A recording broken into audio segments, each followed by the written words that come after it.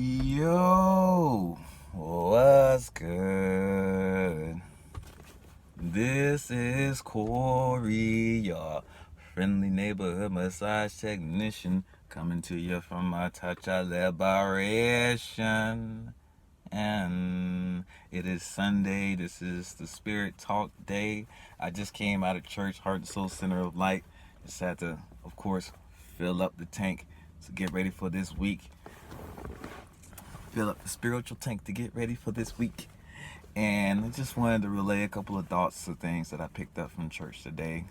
I came in early for the meditation, which is a 15-minute meditation, starting at 8:15 to 8:30, and that was definitely something that grounded me, being whole with people that are of your kind and of your family. To sit in silence with your people is a very uplifting activity. So if anything, if you are amongst your people and your families and stuff like that, I mean, it's definitely a good idea just to have a little sit down for maybe a minute, 2, 3. It doesn't take 15 whole minutes just to sit in silence with your people, and sometimes that just really helps you ground into each other and connect with each other better as people, or as humans, as entities, as beings. So I definitely enjoyed the meditation. There are a couple of things that I gathered from the talk today, and I'll run through a couple of these ideas as I'm looking at them in my notes that I took down today, jotting them down, you know. So here's one. I don't recall the author of this quote, and I apologize I didn't write that down, but it goes, gratitude transmutes error. As a matter of fact, I want to say that Reverend Najee said that, but again, don't quote me. But gratitude transmutes error. What does that mean? It kind of goes into the mantra that Heart and Soul uses. Thank you for everything. I have no complaints whatsoever. And with that, there is no real mistake that we make in our lives. Now, there is an expected goal, an expected aim that we look for, and at times we don't always hit that mark. But in the process of missing that mark, there is always something to learn, something to grow from, something to heal from, or something to gather from the action of aiming in the first place. Like, nothing is without. So just because it doesn't work out to your favor, don't look at the situation as if it is a failure, because it never is. You did something, and something came out of that. You did something came out of that. Whatever that is, you must find gratitude and appreciation in what has been done. Because even still, within the quote unquote mistake that was made, you have the required knowledge to take aim better from the mistake that you made, or mistake that has transpired due to the aiming of whichever way that you put your focus to. It is never, you are never without gratitude for any action that is presented that you do. You are never without. So that is one thing that I picked up. They went into the idea of expressing oneself fully and wholly, and the example that they used of this was using children as an example, because children don't see any issues with expressing their emotions for however they come to them, because they haven't been in the world long enough to find or to have to adhere to social construction of what someone would believe is socially acceptable. You know, if a kid is mad, they are angry. If a kid is happy, they will rejoice. If a kid is sad, they will grieve. There's nothing that comes into the mind of a child that's like, oh, okay, I will grieve if no one's around. Okay, I will be happy if my friends are here. Okay, I will be angry at this person only, or whatever. You know, there's no condition. There's no condition for the emotions of children. Is because of course they have not been conditioned to this life as of yet. But as adults, we come into maturity losing that ability to emote as a child, you know, with full expression of what we actually want to express or desire to express to our people.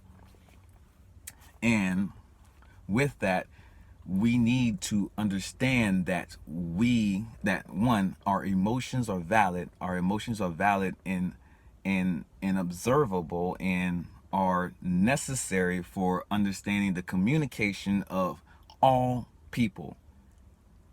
It is not just logic and reason that we determine what our next steps will be.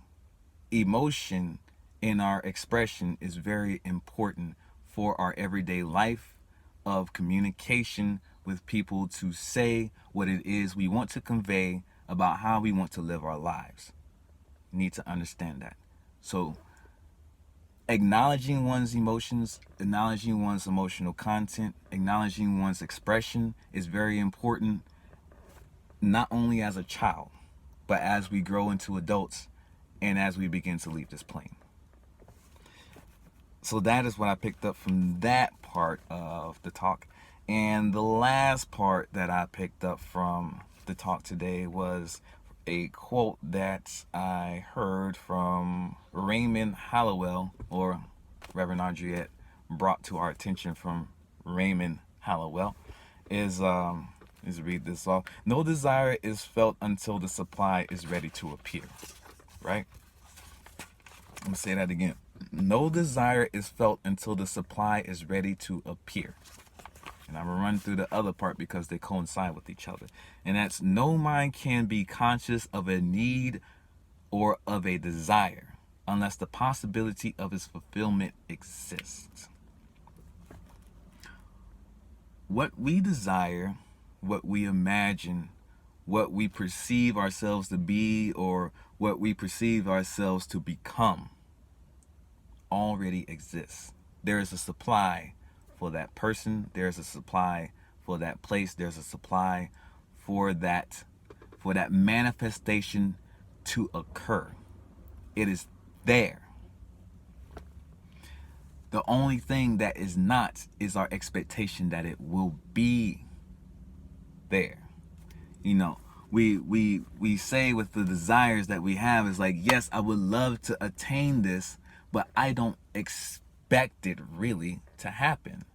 Why?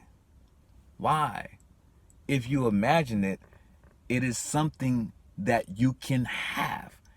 If it appeared to you as if like this book appeared to me or whatever, it exists. Just because it's in your mind does not make it any less existent than anything else. You get? Your desires are real. Your desires and imagination are yours and are a part of you and are objective. The only thing that is missing is your work and effort to attain what is in the imagination and pull it into reality. That is it. Is bringing from one plane to another. But regardless of where it is, it exists. Your desires are ready for you to have. Your desires are ready for you.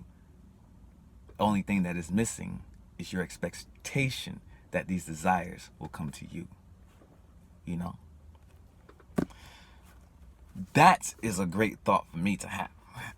And I'm sure this is a great thought for anyone to have, that, you know, what we desire, what we express, what we see coming around the corner is very evident that it will be around the corner, just so long as we put forth what we want, put forth the effort to get what we want out of life. So with that, I will end this little spiritual talk for today. It's been a couple of days since I've been posting on YouTube and Instagram. I've been in a bit of a busy little rut, so hopefully I can get back into being more consistent with a lot of these videos. So I hope that y'all enjoy this. I hope that it helps out. I hope that it helps out. I hope that it helps out your day as much as it would help mine. Because as I talk to you, I talk to me. As I pray for you, I pray for me. As I do for you, I do for me. Because we are one, and one is we. Yay? Ashe. Now, either way, I will sign this off by saying this is Corey, your friendly neighborhood massage technician, coming to you from a touch of liberation. And be well.